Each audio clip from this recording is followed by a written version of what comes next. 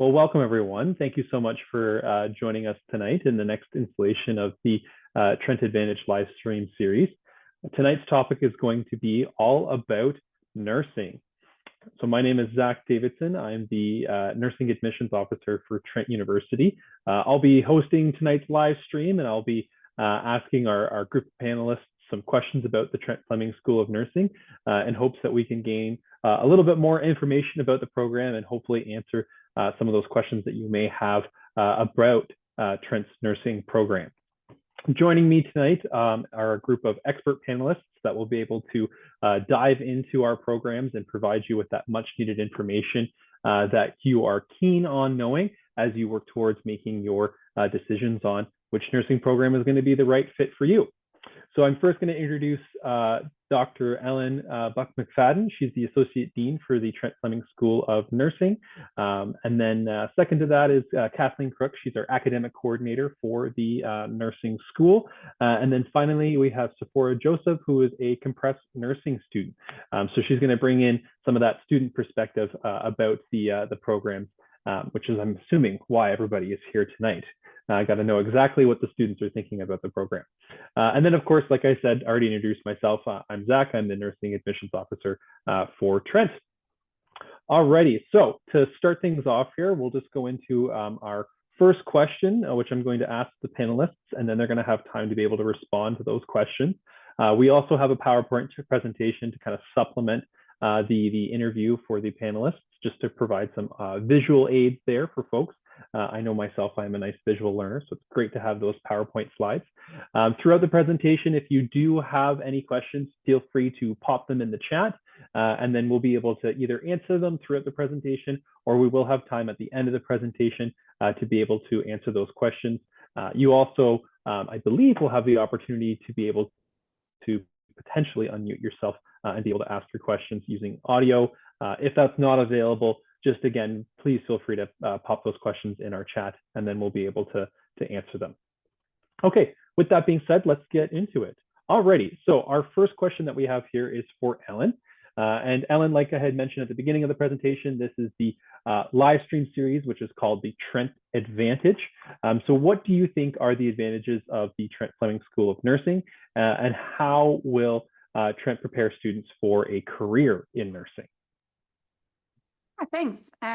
So I think, starting with some of the highlights here around nursing more broadly, it is, as you know, because you're thinking about this as a career, a really important area that we need lots of nurses to go into, lots of students to go into. There's no shortage of jobs out there. It is one of the most respected professions, as you can see on the slide.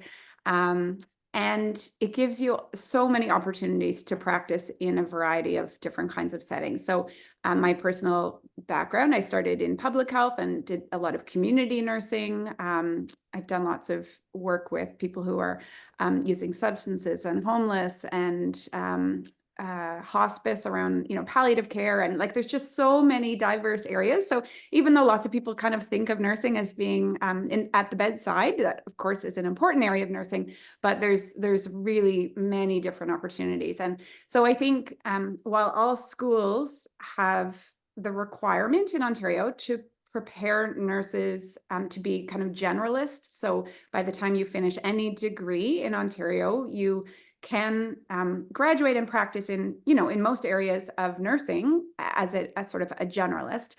So there aren't a lot of specialty kind of opportunities at the undergrad level, but at the same time, every school has certain areas that they're strong in, right? Areas of focus within their programs. And so if you're really interested in a particular area, you can take steps to pursue that in lots of different ways. And so thinking about Trent specifically, we have lots of strengths around the way that our program is designed, with kind of small groups where you get to know your professors quite well. You sort of interact in, a very, I would say, a very supportive environment.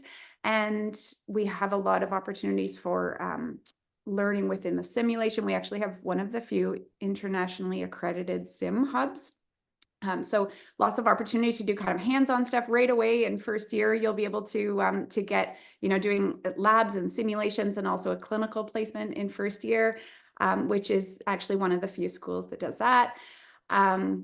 We also, again, if you're kind of interested in a particular area, we have these strategic foci, but you can also pursue a particular area of interest by doing a thesis with a professor that has a similar area, right? So there's just so many ways that you can kind of tailor your education a little bit to your own particular interests, while also making sure that you come out having that really broad range of knowledge that will prepare you to write the NCLEX and work pretty much in any setting as a generalist nurse. Wonderful. So it sounds like even though the program is sort of regulated and there are these sets of expectations that a nursing program needs to provide the students, which in a way makes the program somewhat standardized across universities, there's still that variety that students can get within the program that does make it unique within the Ontario landscape. So that's really great. Thank you, Ellen. That's a great way to be able to highlight some of those advantages for our students. Okay, so our next question here, this one's going to be for Kathleen. So Kathleen, are there clinical placements offered in all years of the nursing program? I know this is a question that I get a lot when I'm on the road speaking with students. They're very interested in getting into clinical, and they're really interested in getting that hands-on experience. So when do they start in their clinical? And then also, where would those clinical placements be, if you can kind of give some examples of what kind of clinicals do they expect to experience? Yeah, so as Ellen mentioned, one of the unique features of our program is that students do start clinical in first year. So we start in the winter semester of first year. And every semester after that, students will have a placement. The very first one, Nurse 1020, is a practice in a residential setting right now. So it would be in like a long-term care environment. And we start you off pretty light with just one shift a week. So you get to kind of gradually get used to working that into your schedule. And then in second year, the two opportunities, which can be done in either order, are community-based nursing, which is a project-based clinical placement working with various community organizations. I was going to try and list some examples, but it's a pretty long list. We have students, in the past, we've had students do like nutritional planning with school boards. We've had folks working with the Alzheimer's Society. We've had students in corrections in the past. So really broad areas of community-based work. 2020 is one of the ones that I really love to hear what students are doing, because a lot of them don't know what to expect going into a community-based practice, since it isn't that typical bedside that we imagine.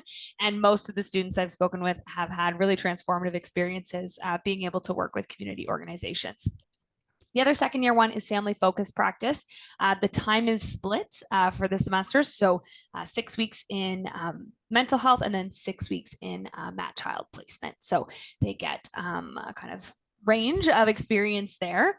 And as we move through into second year and then continuing into third year, those hours of placements will increase throughout the program. So it's that 1 day a week in 1020, 1 day a week for 2021. 2020 is 2 days. 3020, 2 days, 3021, 2 days. So it increases as you move through. For practice in acute care, students can expect to be in a variety of medical or surgical settings. They get the theory for both, and they'll get the lab experience for both, but they'll be placed in one area. And then 3021 is sort of a different selection of medical settings. And all of this kind of leads up to the culminating independent practice experiences for your final 2 semesters. So students will go to placements in small groups of about 8 students from years 1 to 3. So you're never alone. You've got your peers with you. And then when you go into 4020 and 4021, you're paired with an RN. So that RN is going to be your mentor for that semester. And students will complete 300 hours in each of those settings. So 600 hours total in their final year, which is a lot. But that's where sort of the rubber can hit the road. That's where you've had all that experiences in the classrooms, learning the theory, the labs, and simulation, kind of practicing your skills, and the placements to kind of build that knowledge, so that when you're in 4020 and 4021, you can kind of gradually take on more responsibility. So it can kind of better prepare you for working after the program. Wonderful. Okay, so Kathleen, it sounds like there's a quite a broad range of clinical settings that they will get to experience throughout the duration of the program, and it's nice to see that from square one, from the first year, they will start a clinical and continue on that hands-on experience throughout the duration of program, whether they're in the compressed or the collaborative program. So it's really great to see. Now, not to put you on the spot, Sephora, but because you are a student, I imagine you've probably done some of these clinical courses already. What's your experience been so far in clinical? Yeah, no problem. So far I have done 3 placements, and so far my experience has been great. I feel like the school, the educators, and the preceptors really advocate for us really well to be able to be learning as much as possible on site and take advantage of like any opportunities we have in the hospital and in our settings. So I've really enjoyed it, and I really find that the community of nurses or nursing students, I apologize, that I'm with, we're all really supportive towards each other, and it really feels like we're learning together and we're in the same boat, and we're really there for each other. Wonderful. I think that's always great to hear, that not only that you have the faculty and the staff that are there to support you, but also you have the students that you're going to be studying with there to support you. I think when you have a community that you're learning with, that's where you're really able to achieve some great things. So awesome. Thank you, Sephora. Okay, let's move on then to the next question here. And this one's going to be for Ellen. So looking at some new initiatives, are there any sort of new developments, labs, courses within the School of Nursing that students can maybe expect to experience in the future? Yeah, we have some really exciting new things happening. So one is that we have been working with some donors to Trent that wanted to sort of invest in helping to meet the broader community around Peterborough's needs with respect to the shortage we have of primary care everywhere across Ontario, right? But certainly it aligns really nicely with our emphasis on rural health. And so we sort of have had some things coming together where we had some very generous donors who are willing to cover a lot of the upfront costs of, getting a vehicle and all of the supplies that we need. And we're going, we have a community partner currently that's hiring a nurse practitioner that's going to be sort of part nurse practitioner, part clinical instructor to our students. And then we're going to have groups of students going into some of the rural communities outside of Peterborough, delivering all kinds of, primary care services. So things like, wound care or assessments, or baby kinds of visits, maybe making referrals to community agencies, offering supplies for harm reduction, for just food and socks, and whatever people's needs are, who are often isolated in the rural communities without access to some of these services. So I mean, primary care can be so broad. So we're really excited to get that going in the new year. And then the other new initiative we have happening is an exchange where I'm fortunate enough to be the one that's going along with a handful of students to Queen Margaret University in Edinburgh as a bit of a pilot, I guess, this year, where between January and April, the group of students are learning all about healthcare systems, comparing ours to the UK's, and sort of, helping to kind of, they can hone in on a particular area of interest in the UK, and then basically later we'll go and visit all together with our exchange partners that we'll have been communicating with throughout the semester. So in kind of the spring, early summer, we'll physically go meet with these our exchange partners, do a little bit of touring around their healthcare setting, whatever particular area of interest the students had. Hopefully they'll be able to explore that a little bit in Scotland, you know, sort of group presentations and collaborative learning and these kinds of things. And then a couple of weeks later, those students will come here to Trent. So we're quite excited to get that off the ground this year, and hopefully that will continue to grow. That's primarily among third-year students because it's sort of what we call a reading course, which gives us a bit of flexibility to kind of fit that into a third-year elective. But hopefully it will grow over time, and it's creating some really, you know, exciting partnerships. Wonderful. Yeah, I think it's incredible to hear how dynamic that the program can be, and that we're constantly looking for ways to be able to offer new experiences and even be able to address some of the healthcare issues that the local community faces and turn that into a learning opportunity for our students. That's great. Okay, alrighty. Now we're kind of getting into more of the nitty gritty stuff when it comes to nursing, and I'm sure this is the information that students really want to know, and that's about the programs that are offered as well as the admission requirements. How do I get into nursing? What do I need to get in? So this is going to be kind of a joint question for both myself and Kathleen. So we'll start it off, Kathleen, with if you can explain the different types of nursing programs and pathways that Trent has to offer, and then I can kind of maybe dive in a little bit through your response here with the admission requirements for those pathways. Sounds good to me. All right, so essentially we have 3 pathways into the BSEN program at Trent. The collaborative program, which is a 4-year undergraduate program, typically a direct entry option. So students coming right from high school maybe have had some post-secondary. And within the collaborative program, students don't typically take summer courses. So they just go during the academic years for 4 years. The placements that we discussed are sort of nicely nestled into each of those years. You know, the 10, 20 that starts with the 1 goes in the first year, second year, etc. So this one's pretty straightforward.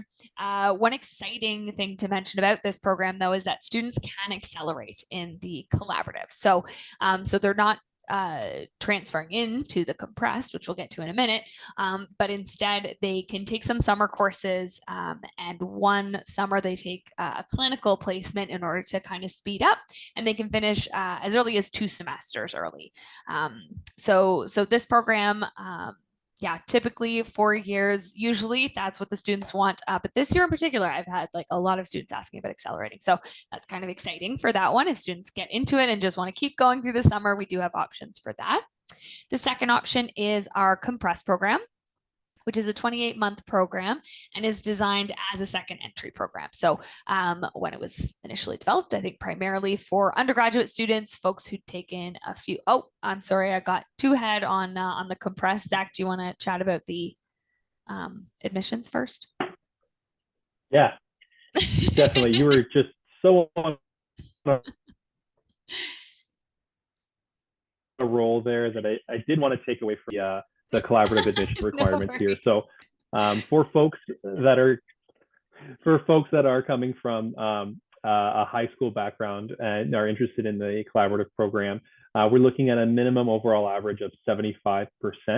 And that will be calculated based off of your prerequisite courses, which at the 4U level are English, biology, chemistry, and math, as well as your next top 2 best 4U or M courses.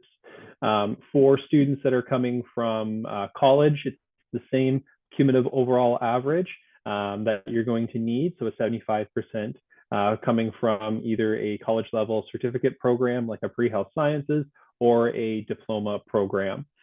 Your prerequisites are still going to be the same, but if you're satisfying those prerequisites from the college level, you need to have 2 semesters in those prerequisite subject areas.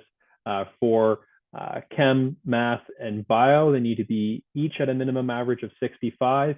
For English, a minimum average of 70%.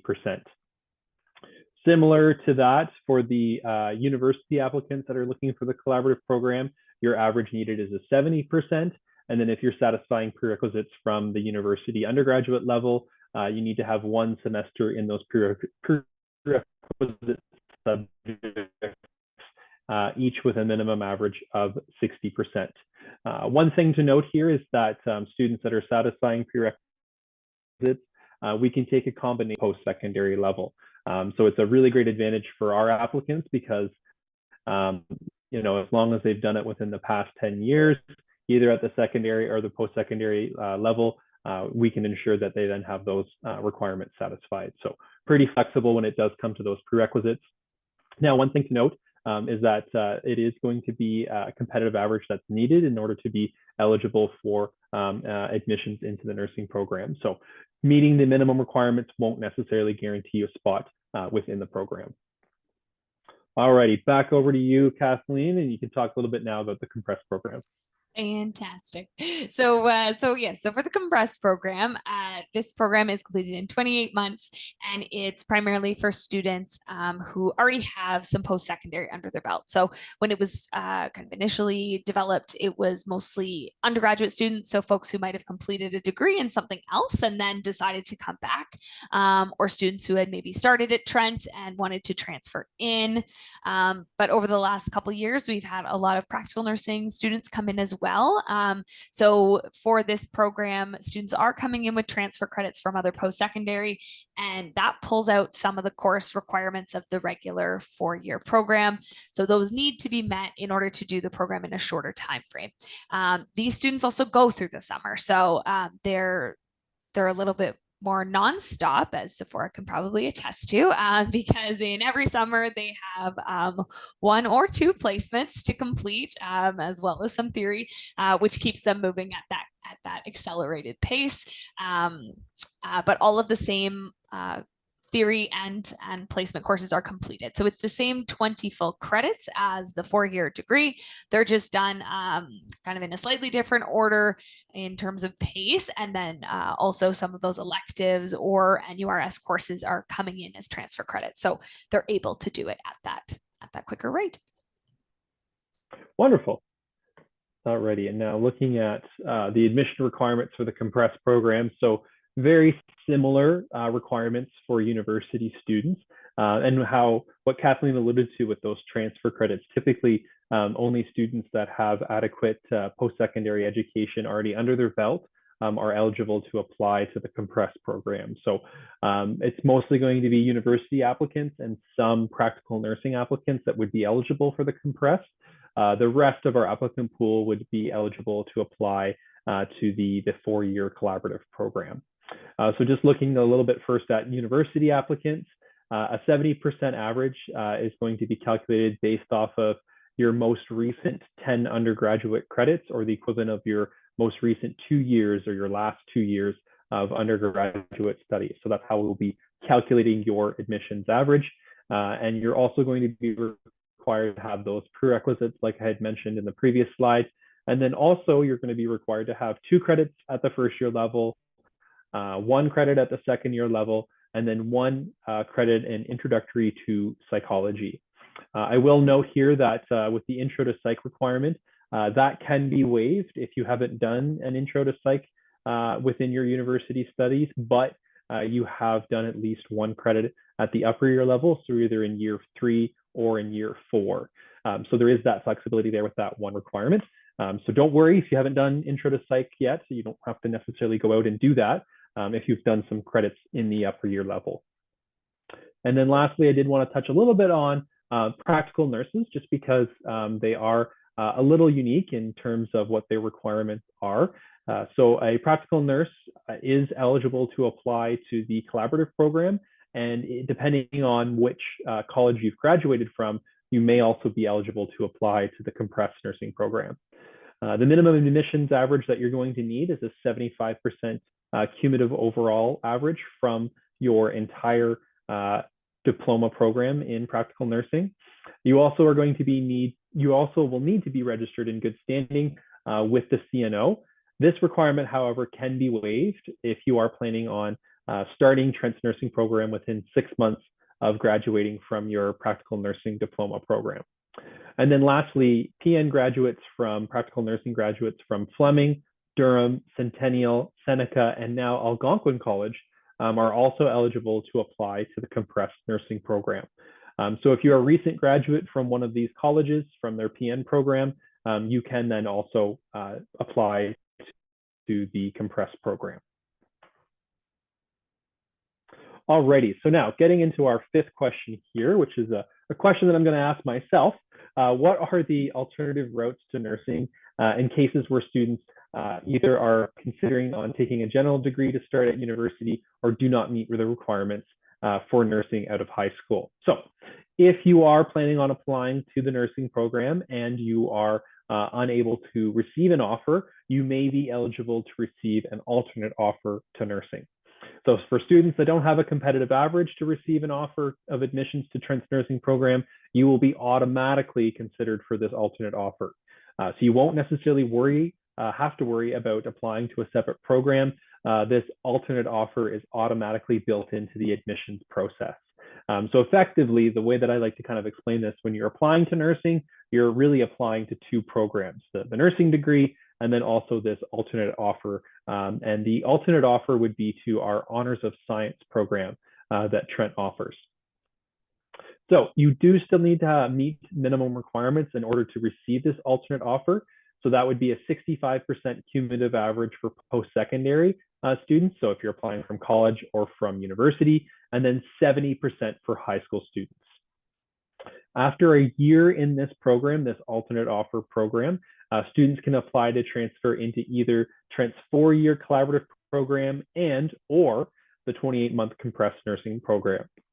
Now, when you are making the secondary application, keep in mind that you do still need to have a competitive average in order to be able to receive an offer. So it's not guaranteed that you would get an offer if you accept this alternate offer to nursing. It's not that you'll be then guaranteed an offer into the nursing program. So just keep that in mind if you are ending up in this position. Yeah, you will still need to be competitive in order to get an offer. Alrighty, and just to wrap things up here, just want to make sure that these dates are apparent for applicants. We have had the application open since September 19th. We also have our application deadline for current Ontario high school students for January 15th. So that deadline is coming up. And then finally for March, the OUAC deadline for non-current Ontario high school students. So if you're not currently a Ontario high school student, but maybe applying as a college student or as a university applicant, your deadline would be March the 3rd, 2025. Offers of admissions will also start to be released in early to late March for both the collaborative and the compressed program, and they will continue on a rolling basis. Offers typically conclude on or before the end of May. Alrighty, and as we start to wind things down here, we do have our second last question, and this question is for Sephora here. So the question is, what advice would you give to a prospective nursing student? So I guess if you were to give yourself from a couple of years ago advice on applying to the nursing program, what would that advice be? Yeah, for sure. So I think that nursing itself is a very unique program because you're not only looking at your academics, but you're looking at how to grow yourself, to be collaborative with your peers, and to grow skills and your passion for healthcare. So I think an important thing about the nursing program is taking advantage of any opportunity you can take advantage of, and to just not be afraid to reach out to professors and other educators because specifically at Trent, they're very, very approachable and very, very easy to speak to and very kind. I find that at Trent, the smaller classes make it really easy for me to connect with my professors. And yeah, I think the biggest advice as well is that nursing school is challenging and it is also rewarding. So it's important to find a balance that you can manage your workload and also to build a community with your nursing students and your professors and lean into the resources that are available. So for example, the TFNSA, this is a great resource. It's the Nursing Student Association, and as the president, I can attest to all the great resources that they have.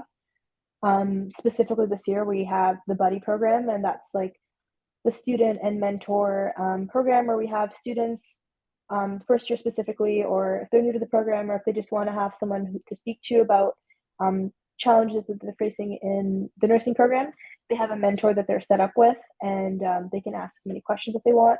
They stay connected throughout their degree, And it's just a really good resource to have to ask questions about your future with the nursing program. Other resources that I found with the TFNSA is just a great community of students to sit around with and study with. There's a lot of opportunities for events for nursing students. And overall, I think the community itself of nursing students at Trent has been great. So to really hone into that and lean into your community, it's been really great here. What a wonderful idea, a buddy program. Who doesn't want a buddy when they're doing their degree? That's great. That's wonderful to hear. Okay, well, thank you. I think that's a really great advice for our prospective students that are listening in on the presentation today. So thank you for that. And as we get into our final question here, I do just want to mention to the folks that are tuning in today, if you do have questions for our panelists, now would be a great opportunity to get those questions into the chat. And that way, then once we're finished with our panelist interview here, we can go right into those questions and start answering them for you. So feel free to pop those in the chat there, and then we'll be able to answer them here shortly. So the final question here would be looking at who should students talk to if they have further questions about the nursing program. And apparently, by the way that I have these slides set out, I want to first talk about our entrance scholarship that we have. So we'll talk about that first, and then we can talk a little bit more about who to contact if you have questions in the future. So for students that are looking at coming into Trent's nursing program, you are automatically eligible for consideration for this entrance scholarship. This is something that would be automatically awarded to students based off of their entering average, and the scholarship starts at 80%. As you increase your admissions average, so does your scholarship potential. So at 80%, you would be eligible for $1,500. At 85, $2,000, 90%, $3,000, and at 95%, you would be eligible for full tuition in your first year. What really makes our entrance scholarship unique is that it is also renewable for the time that you will be spending in Trent's nursing program. So you're able to get that scholarship renewed for every year that you're able to maintain an 80% average or higher. So it's a really great opportunity. It's something that we have recently changed. So we've been able to add more scholarship value at each increment in order to provide more funding for students who are obtaining this level of academic achievement. So this is something that I did want to make sure that we mentioned before we wrap things up here. And then getting into the final question, if you do have questions in the future and want to reach out to us, feel free to contact our office, the admissions office for nursing, by emailing nursingadmissions@trentu.ca. So if you've got questions related to admissions, that would be the best way to get in touch with us. Of course, if you have more academic related questions, you can always email the nursing academic department, and that email is nursing@trentu.ca. Alrighty, well, that's our final question for today. So I am going to turn it now over to the chat here and see what questions that we have that we can answer for you this evening. Alrighty, so it doesn't look like we have anything in here for right now. Rob has done an excellent job here with posting some scholarship information in the chat there. So feel free to click on that link and save it for later so that you know what scholarships you could be eligible to receive.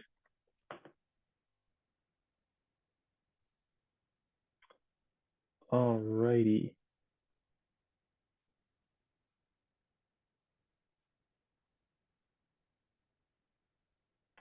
And Rob's also posted the email address there, so nursing@trentu.ca. Thank you so much for that, Rob. Well, not seeing any more questions, or not seeing any questions in the chat here, I did just want to maybe quickly turn it over to the panelists here to see if there's anything else that they'd like to contribute. Is there anything else that you wanted to mention about the program, or anything that we needed to bring up here that the audience would like to know more about? One thing that that I did not mention while chatting about the placements is that we do have another international placement opportunity in the second year. So for students for the community-based practice, for years, one of our faculty members and collaborative program coordinator, Patty Tracy, she has brought a group of students down to Honduras and more recently Guatemala as well. So students will kind of prepare for most of the semester for that trip.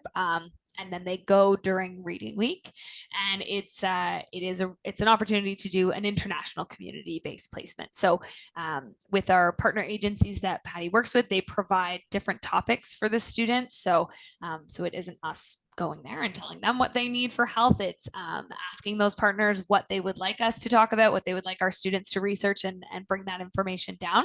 Our students then go and they give a presentation on different health related projects that they've worked on.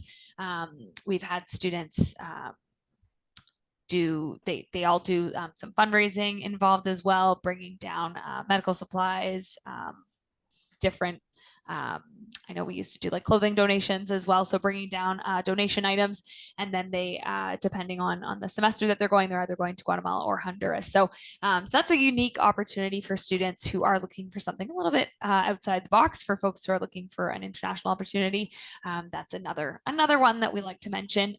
It is a really, really great one. Wonderful. Well, it sounds like there's lots of different opportunities for students to be able to not only gain some hands-on experience, but also be able to have a study abroad experience within their nursing undergraduate degree, which I think would be incredible. Not only are you able to gain that hands-on experience, but then really able to contribute to a community who is in need of some primary health care. So that is excellent. Alrighty, well, looking at our chat here, I don't see any more questions coming through at this time. So I think this might be a good opportunity for us to wrap things up here.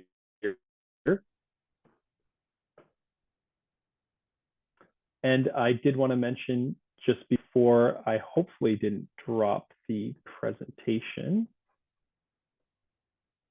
Oh, okay, I think I'm back. Yes, I believe I'm back. Okay, wonderful.